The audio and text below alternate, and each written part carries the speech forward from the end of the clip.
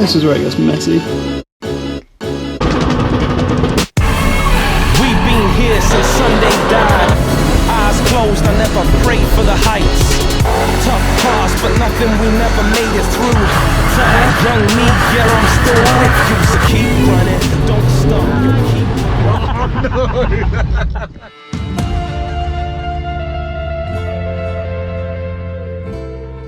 Alright, I'm just getting ready for another drift day at Santa Pod this time, but beforehand we're going to make a few changes to the car as usual.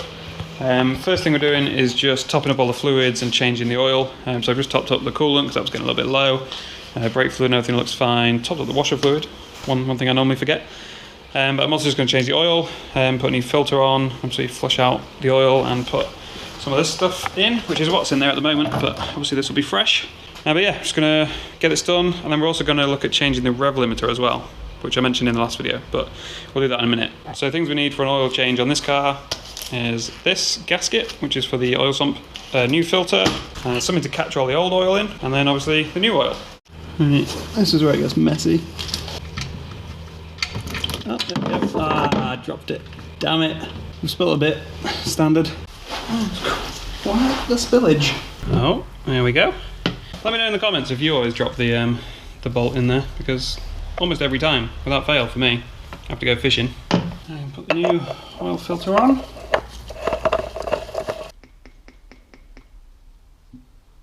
So let's just make sure everything works, no issues.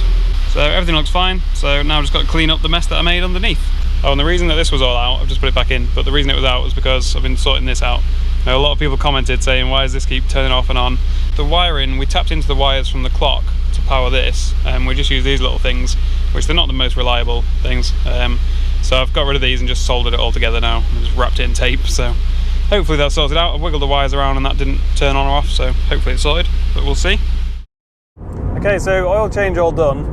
Now I'm just out to test the new rev limiter. See if you guys can hear how crazy it sounds as well. I don't know if this microphone and everything will pick it up, but it sounds pretty mad. Can you hear that? Because that sounds fucking mega in here. Let's try it without the microphone plugged in and see if you can hear it any better, worse, I don't know. Oh my god. I really hope that comes across, how mental that sounds. It's fucking ace. Love it.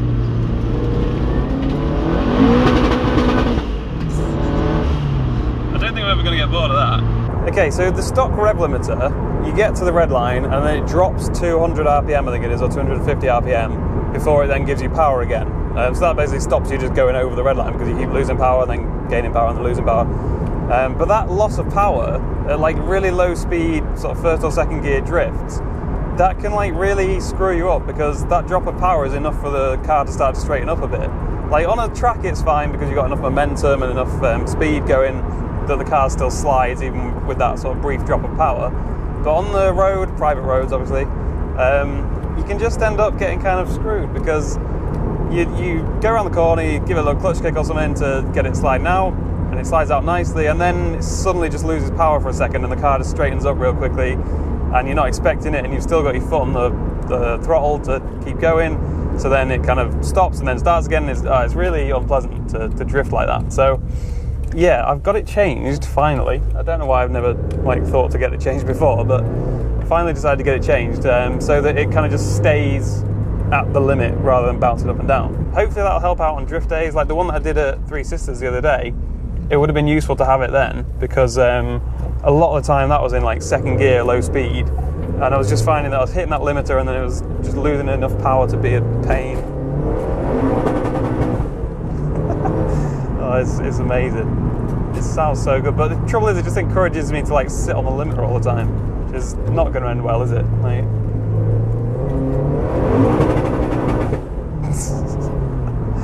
I'm going to have to control myself not to just do that everywhere. But yeah, we'll see how long this lasts before something blows up. Alright, so it's the day before the drift day, and I've got to decide which lucky tyres are coming with me to get destroyed, and then shove them all in the car. 12 seconds later. Like a glove. Not really though. This is the most tyres I've managed to get in here. I know it looks like you should be able to fit one there, but you can't. But I managed to get 8 in, so 8 wheels in, and yeah, it's a little bit snug, but should be right. Hopefully everything actually closes. Perfect. So now we've just got to drive down there. Alright, so we're trying a helmet mounted camera this time. Hopefully it works out alright, but I apologise if all this footage turns out shit. It's the second run of the day. Not expecting much, to be honest. Oh,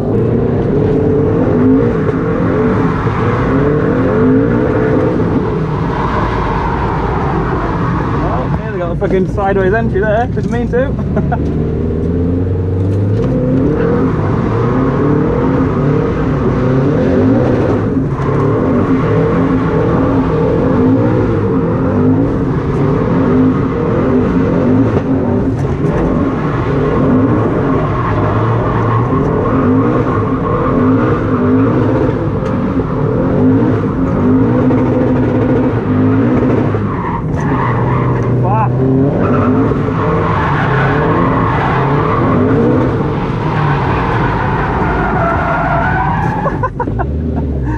Yeah, just shortcut it, it's fine.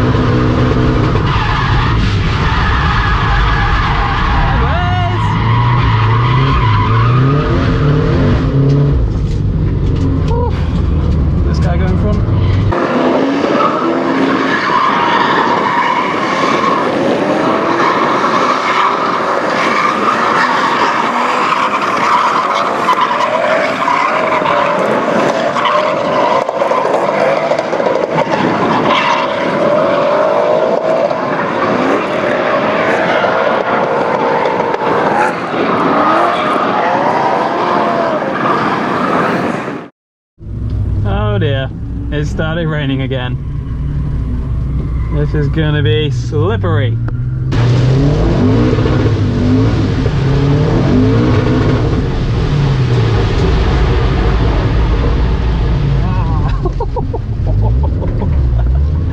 Oh, that was close. That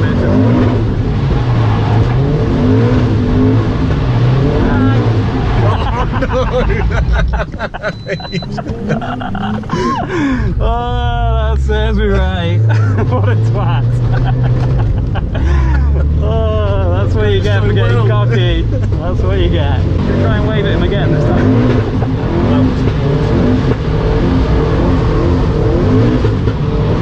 Could have took my eye off where I was going.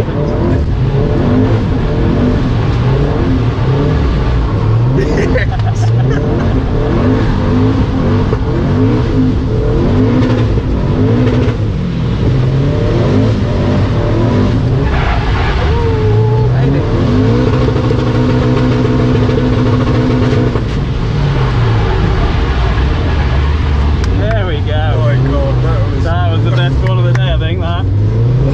Started off a bit sketchy though. The guy got his hazards on.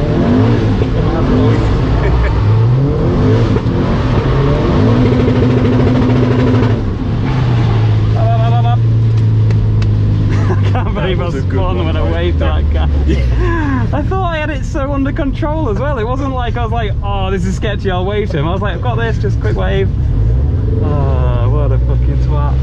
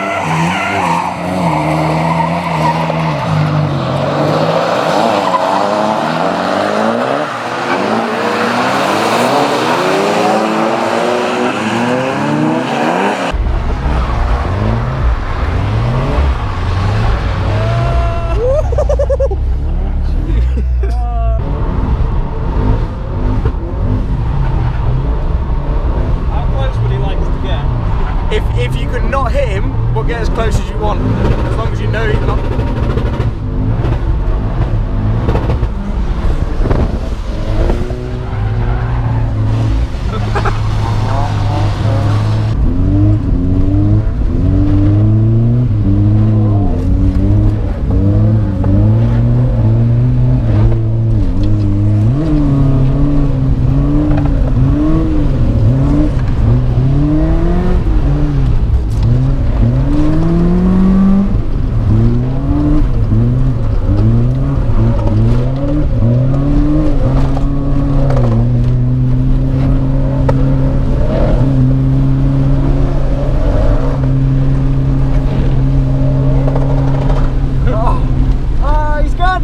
No!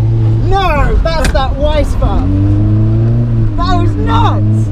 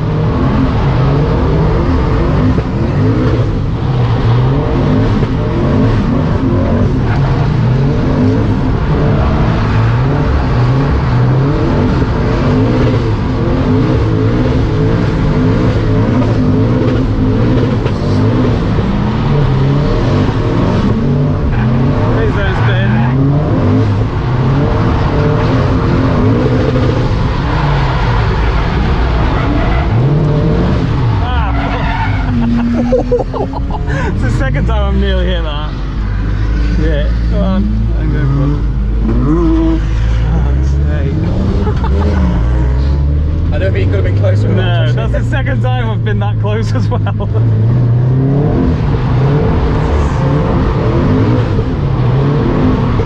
Stop again.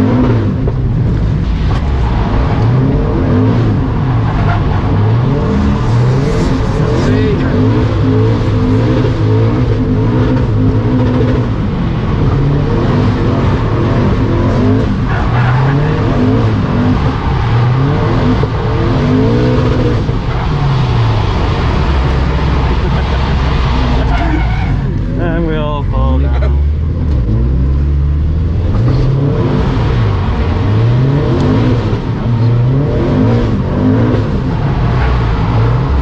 That was this one.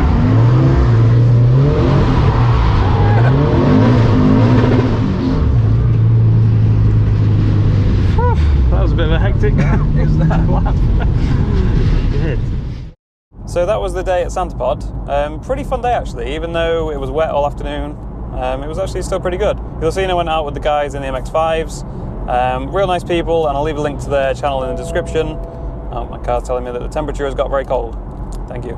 Anyway, yeah, real nice people. There's a link to their channel in the description, and yeah, check their videos out because I've watched a few and they're actually pretty good. So check them out. Also, a big thank you to Sean who came and filmed for some of the exterior stuff, and also was kind enough to help me put everything back into the car at the end of the day, which was a pain in the ass. So yeah, much appreciated. It's not the same Sean, by the way, as the guy in the 350Z that we've done other videos with. Completely different person. I'm just on my way now to get some more tyres because we've got another drift day in 2 days' time. 3 days' time? 2 days' time, at Rockingham. Now, it's not going to be like the other ones that we've done at Rockingham before, if you've come over from our other channel. This one's going to be a lot faster, completely different circuit. There's like 3 separate tracks, I think.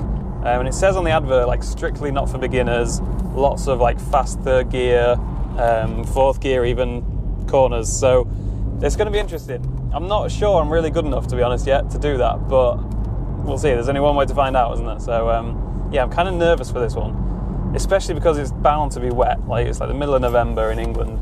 It's bound to be wet, which makes it fun on the road for doing stuff like that. But I think like third gear, fourth gear, fast corners on a track I've never done before, in the wet and the cold, is going to be interesting. So yeah, we'll see how that goes. We'll see how that goes. And also, my dad's going to come and watch that one, and I'll take him out for a few passenger rides as well. So that's going to be interesting. I don't think he's going to be like scared or anything. He used to race motorbikes and stuff like that. He's done track days and things before, so I don't think he'll be. He's not going to be screaming in the passenger seat, but it'll be interesting to see what he thinks of it. So yeah, look forward to that, and I'll see you in that video.